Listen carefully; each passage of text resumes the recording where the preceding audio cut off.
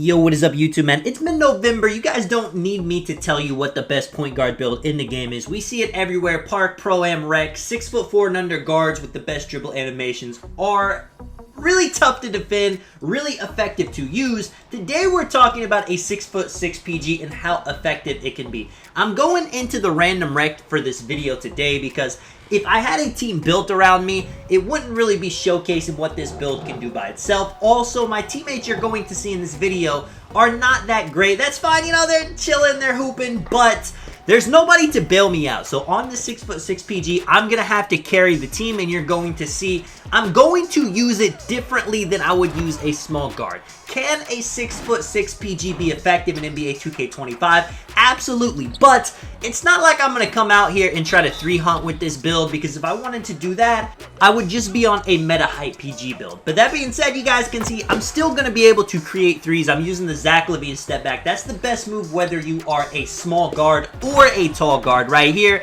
I'm running the fast break. This build's got great driving dunk. I made this build to be very well-rounded. It can dunk, it can shoot, it can dribble, it can play defense very well. You can see I'm doing a step back, going to the midi fade. It's nothing super fast. It's nothing, you know, super crazy of a dribble combo.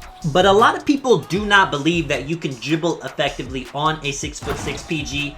That's a lie. You absolutely can. You guys are going to see me on this build a lot, especially in the random rec, because this build fits in so well. And in a lot of ways, this build actually plays better in random rec than the meta high PGs will. You see, I'm going to be stuck at PG. There's no lock to switch onto, so I'm playing as the lock. I'm able to help rebound. If I'm playing against a slasher, I got super high interior and high block. Being on a taller build, you're going to have that advantage over the smaller builds. Now, obviously, like I said, scoring-wise, a small PG is going to be better, and there's no getting around that. You know, in previous 2Ks, if you were elite at the game, you could make it to where a tall guard could be better for you. In this game, that's really not the case. The tall guards are really missing an elite dribble style. You know, Pro, Devin Booker, Jalen Green, Zion Williamson, they're all pretty decent, but they do not compare at all to what the small guards get. And it's unfortunate, man, because if they just gave the taller guards a better dribble style, then it wouldn't be the case that it is in NBA 2K25. You would see a lot more 6'6"s,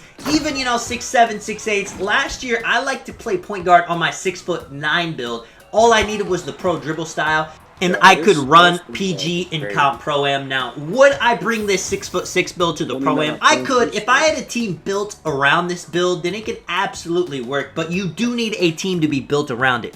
If you're playing something like Park, if you're playing something like Random Rec, then you can bring a 6'6" PG and you can play and you can be effective. You just have to know your strengths, and you gotta play to what the build can do. You know, like I said, I'm not 3-hunting, but any chance I get, I'm running the fast break. I got 89 driving dunk to go along with 75 standing dunk on this build, which makes it to where even if I get a bad catch in the paint, even if I catch the ball, and you know, my guy wobbles a bit and it ends up being a standing dunk rather than the drive, and I'm able to get the animation off. You can see the defense I'm playing is elite.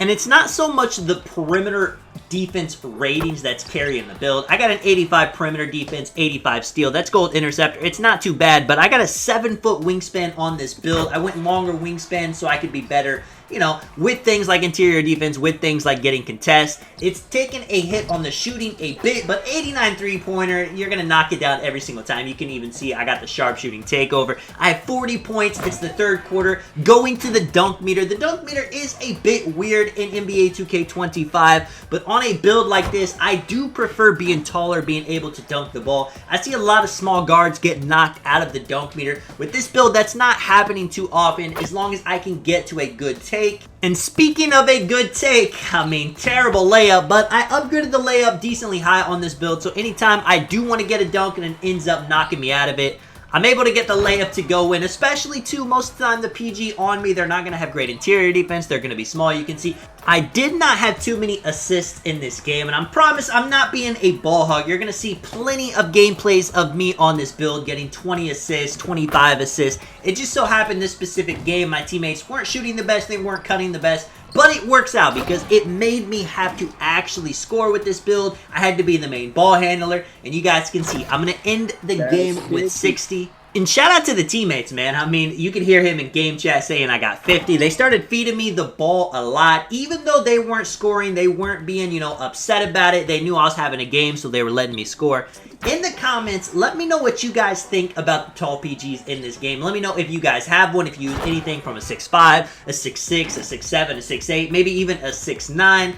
And let me know even if you prefer it over your small guard build. Now, of course, like I said, small guards, if you want to make a PG, that's definitely the way to go. It's going to be a lot easier for you to score, especially too if you're playing a really good lockdown. In Random Wreck, you're not going to play against the best lockdowns. If you play something like Pro-Am, if you play something like Squads Wreck, you will play some really good locks who are going to get plucked, who are going to make it tough for you to score. So that's why it's important to do things like, be solid on defense, be able to run the fast break.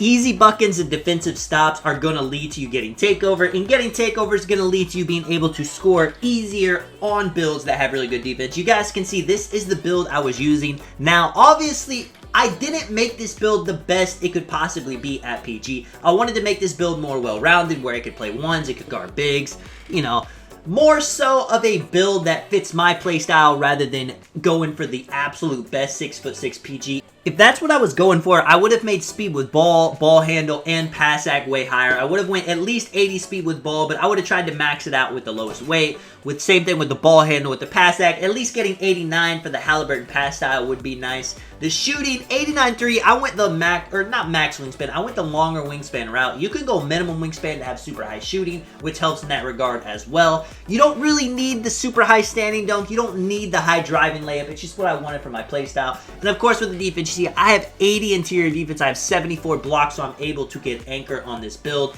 Again, not necessary, but I do like being able to switch onto bigs. Maybe if I'm playing a 1v1 court, or I'm playing in the stage and I go up against a post court, this build does have a very solid chance. You can see the badges on this build. I mean, I have pretty much every single shooting badge on gold or silver. Same thing with the slashing badges, same thing with the defensive badges. When you see my chart at the beginning of games, you can see it's just well-rounded all the way around. I actually don't have any green. It's all pretty much orange, and that's, a good idea of what this build can do. It's not elite with the ball in its hands, but it's pretty decent. It's not elite at shooting. It's not elite at slashing. It's not the most elite defender, but it can do everything. And if you're a good player on NBA 2K25, then you can be elite with 89.3. You can be elite with 89 driving dunk. You can be elite with 85 steal. With 81 ball handle, you can be elite. And it's a very fun build to just kind of hop in any game mode, whether that's Park, Rec, Pro-Am, and be able to do what you need to do, whether that's being a catch and shoot player, whether that's handling the ball, whether that's being a slasher.